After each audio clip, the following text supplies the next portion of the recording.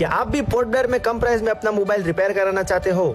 तो आइए गुरु नानक एंटरप्राइज। यहाँ पे सारे मोबाइल रिपेयर होते हैं, एंड्रॉइड से लेके आईफोन तक।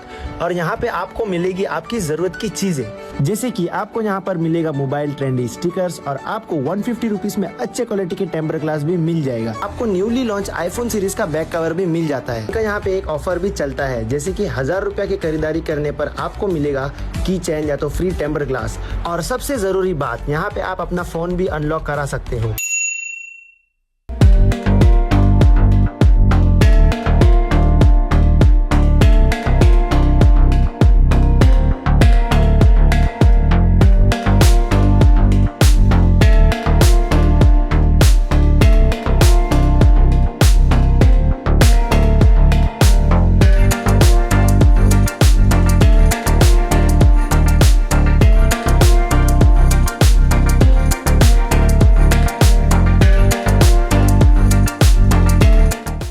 जय हिंद। मैं नैना न्यूज अंडमान 24/7 में आप सभी का स्वागत करती हूँ। द्वीपों से जुड़े कुछ मुख्य समाचार। सबसे पहले हेडलाइंस। सांसद विष्णुपद रे की पहल से शहीद द्वीप में टेलीकॉम और OFC कनेक्टिविटी को बड़ा बढ़ावा। डिपार्टमेंट ऑफ AH&VS ने लाइव स्टॉक ओनर्स के लिए एडवाइजरी जारी की। डिगलीपुर में स्कूबा डाइविंग सेंटर्स के संचालन के लिए साइट्स की पहचान। DSS ने खराब मौसम को लेकर आम जनता और पर्यटकों के लिए एडवाइजरी जारी की। डायरेक्टरेट ऑफ ट्रांसपोर्ट द्वारा integrated road safety awareness programme शुरू। अंडमान एंड निकोबार पुलिस ने युवाओं को प्रोफेशनल डाइविंग ट्रेनिंग देकर दिलाया इंटरनेशनल PADI सर्टिफिकेट। जिला परिषद नॉर्थ एंड मिडिल अंडमान के नवनिर्वाचित अध्यक्ष और उपाध्यक्ष का ओथ टेकिंग सेरेमनी आयोजित। DC north and middle Andaman द्वारा प्रशासन गांव की ओर आउटरीच प्रोग्राम आयोजित। मिडिल पॉइंट में वाटिका एग्रीकल्चर स्टोर फार्मर्स कॉर्नर शुरू। अब समाचार विस्तार से। अंडमान निकोबार के सांसद विष्णुपद रे जी की पहल से शहीद द्वीप में टेलीकॉम कनेक्टिविटी को बड़ा बूस्ट मिला है।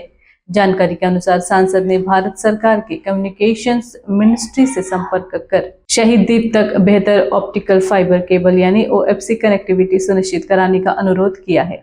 इसके बाद BSNL द्वारा नॉर्थ बे से शहीद द्वीप तक हाई कैपेसिटी कनेक्टिविटी लिंक शुरू किया जाएगा।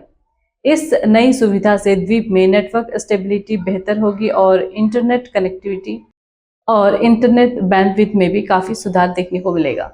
स्थानीय लोगों और पर्यटकों को अब बेहतर डिजिटल सर्विसेज मिल पाएंगी। सांसद विष्णुपद रे जी ने कम्युनिकेशंस मिनिस्टर का आभार व्यक्त करते हुए कहा है कि यह पहल रिमोट आइलैंड्स के विकास की दिशा में एक महत्वपूर्ण कदम साबित होगी। अब बात करते हैं पशुपालकों के लिए जारी महत्वपूर्ण एडवाइजरी की।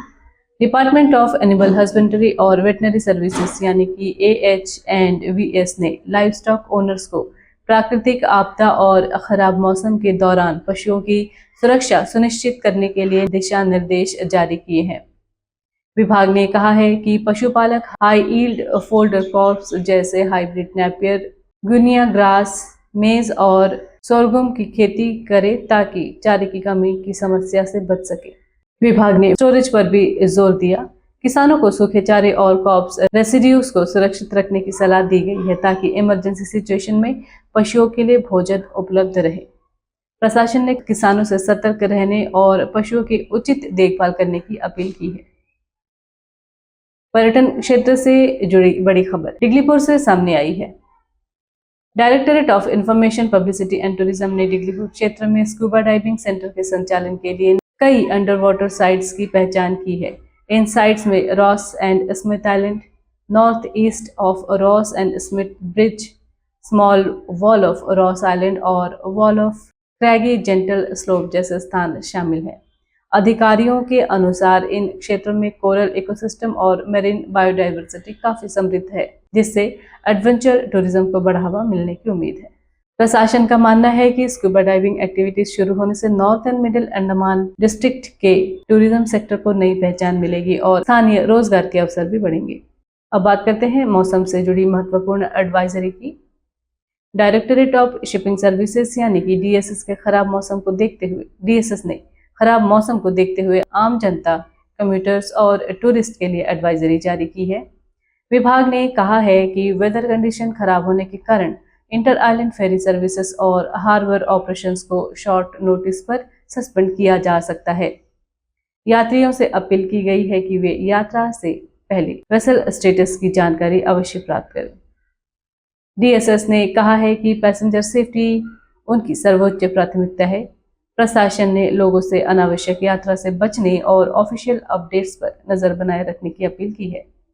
सड़क सुरक्षा को लेकर डायरेक्टोरेट ऑफ ट्रांसपोर्ट द्वारा एक महत्वपूर्ण अभियान शुरू किया गया है।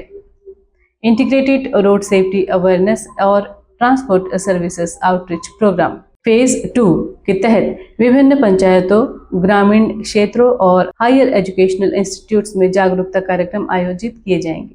यह अभियान मई से सितंबर 2026 तक चलेगा। कार्यक्रम का उद्देश्य लोगों को रोड सेफ्टी रूल्स के प्रति जागरूक कराना है और ट्रांसपोर्ट सर्विसेज को आम जनता तक पहुंचाना है।